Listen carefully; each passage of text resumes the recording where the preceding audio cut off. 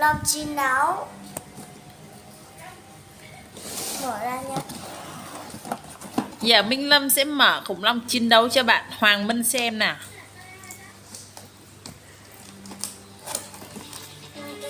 Mang keo. Rồi để mẹ giúp nè, mẹ giúp. Rồi, bên trong là một con khủng long. Yeah. Rồi và một cái sân chiến đấu của khủng long. Còn một khủng long bự nữa này con. Trong đó còn một con khủng long bự nữa. Rồi mấy con khủng long nhỏ. À. Rồi. Bây giờ gắn vô. Đó. À có bi đây nè. Đây là bánh nè.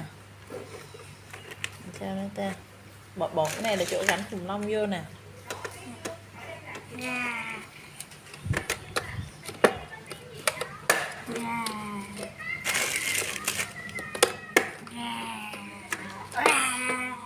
Gắn lại bên này cho mẹ này con được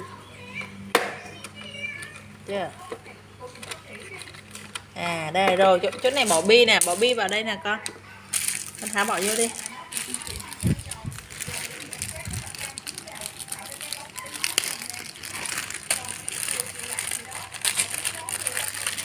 Nó bỏ hết đó mẹ. Đây cái... À trên đây nè, trên mô hình nó sẽ có những cái lỗ nhỏ gắn khủng long vô. Đúng rồi. Rồi bạn Minh Lâm bỏ lẽ lên này, gắn khủng long lên nè. Để bắn xem đội nào thắng đội nào thua nghe.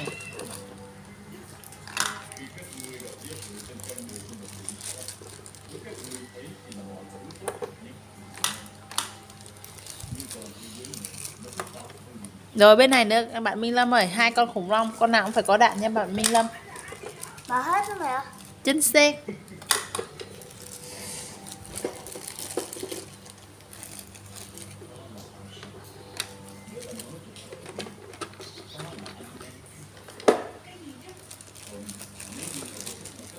Xong chưa? Bạn Minh Lâm xong chưa?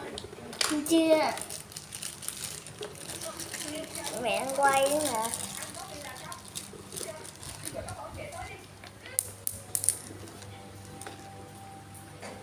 Rồi xong chưa? Rồi bạn Minh Lâm vào. Xong chưa mẹ, cho nè. Hết rồi mẹ.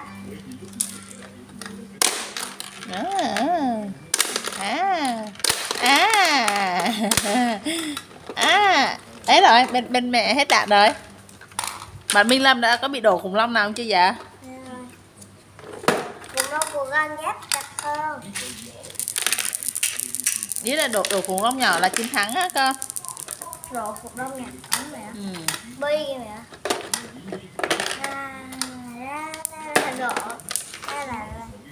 Khủng long bị đổ rồi hả? Bạn Minh Lâm gắn lại đi rồi bắn nha.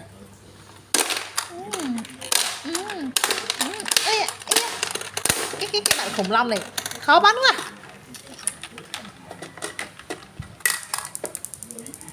Bạn khủng long đã bị hạ gục chưa bạn Minh Lâm?